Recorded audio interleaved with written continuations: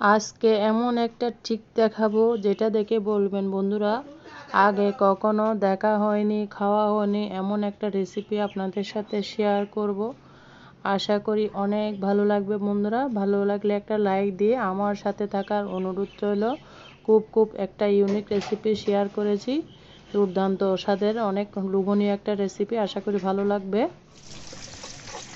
বিসমিল্লাহির রহমানির রহিম। আসসালামু আলাইকুম বন্ধুরা, কেমন আছেন? আশা করি যে যেখানে আছেন সবাই অনেক ভালো আছেন। আলহামদুলিল্লাহ, আমি আমার পরিবার নিয়ে ভালো আছি।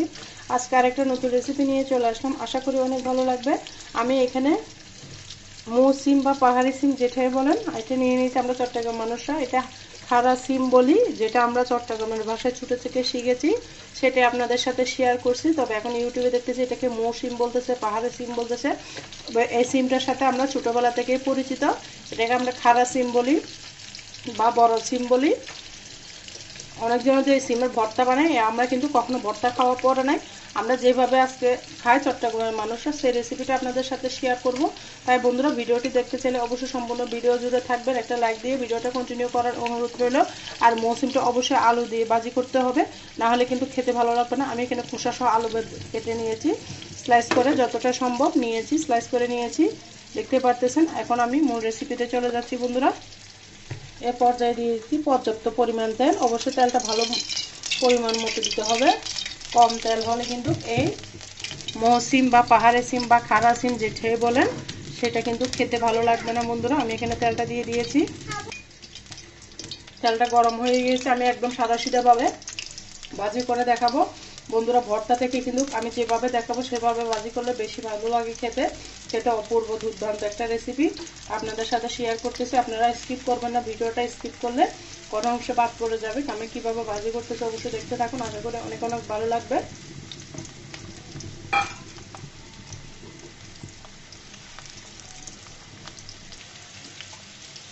দেখুন বন্ধুরা, এই পর্যায়ে আমি আলুটাকে ভেজে নিব।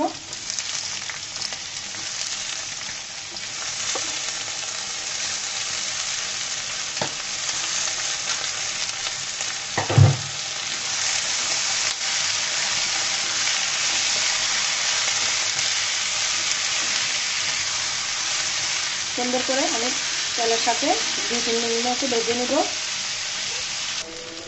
আমরা এই পর্যায়ে দিয়ে দিলাম কয়েকটা কাঁচামরিচ, দিয়ে আমি ভালো করে নেড়ে চেড়ে দিচ্ছি। দেখুন আমার আলুটা ভাজা ভাজা হয়ে গিয়েছে, দেখতে হয়তো বুঝতে পারতেছেন।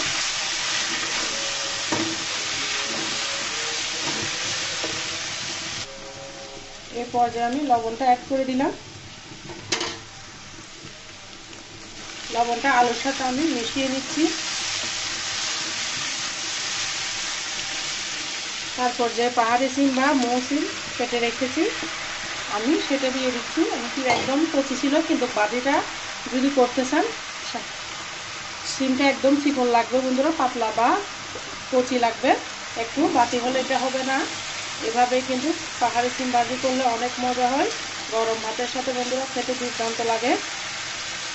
এটাই হচ্ছে সেই পাহাড়ি সিম বা সিম, আপনাদের সাথে পরিচিত করে দিচ্ছি। একদম এরকম নরম নরম হলে এটা খেতে ভালো লাগে। দেখুন, এটা হচ্ছে সেই পাহাড়ি সিম বা সিম, আমরা খাড়া সিম যেটাই বলি, সেটাই আপনাদের সাথে শেয়ার করতেছি। এইটার ভাজি খেতে দুর্দান্ত লাগে বন্ধুরা। আমি সুন্দর করে মিশিয়ে দিচ্ছি আলুর সাথে। আলু অবশ্যই দিতে হবে, এমনি এমনি ভাজি করলে খেতে ভালো লাগবে না। চেষ্টা করবেন অবশ্যই আলু দিয়ে ভাজি করার জন্য।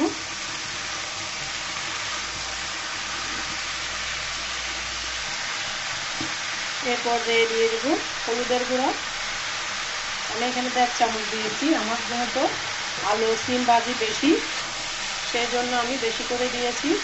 এগুলো অনেকজনে বলে মাথা ঘুরে, কিচ্ছু হয় না বন্ধুরা। এগুলো আমরা ছোটো থেকে এই সিমের সাথে পরিচিত। হয়তো অন্য ডিস্ট্রিক্টে খাইতো না, এখন খাচ্ছে ইউটিউবে দেখার সুবাদে। আমরা কিন্তু এই সিমটা ছোটোবেলা থেকে খাইতাম, আমার আম্মারা এইভাবে ভাজি করতো। আমরা কিন্তু কখনো ভর্তা খাই নাই। এইভাবে আলু দিয়ে সুন্দর করে আমার আম্মাদেরকে দেখতাম ভাজি করতো। আমাদের গাছ ছিল, ছোটোবেলা থেকে আমরা এই সিমের সাথে পরিচিত, খেতে খেতে অভ্যস্ত।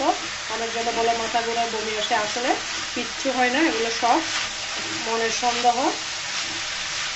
রেখে দিয়ে আপনি কিন্তু এক থালা ভাত মিশিয়ে খেতে পারবেন। এই পাহাড়ি সিম বা সিম যেটাই বলেন, দুর্দান্ত মজা হয়।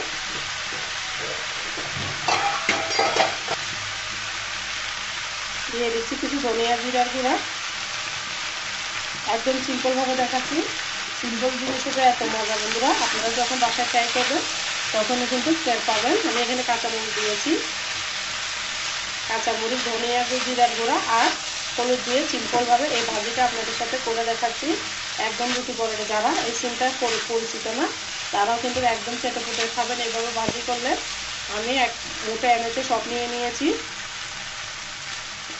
এরপর চুলার আগুনটা কমিয়ে দিয়ে ঢাকনা দিয়ে রেখে দিব সিদ্ধ হওয়ার জন্য। দেখুন বন্ধুরা, আমি প্রায় 5 মিনিট পরে ফিরে এলাম। চুলার আঁচটা কিন্তু আমার কমানো আছে।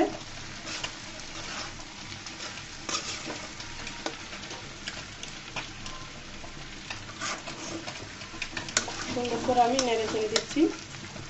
একটু করে পানি দিতে হবে বন্ধুরা, যেহেতু সিম এগুলো একটু মোটা টাইপের, সেই জন্য একটু পানি দিয়ে সিদ্ধ করে নিতে হবে।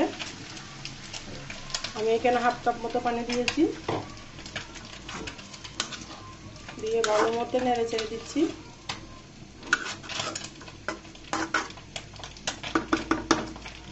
ঢাকনা দিয়ে রেখে দিলাম, ফিরে আসতেছে আবার 5 মিনিট পরে। দেখুন বন্ধুরা, আমার মৌসিম পাহাড় সিম ভাজি কিন্তু একদম কমপ্লিট হয়ে গিয়েছে।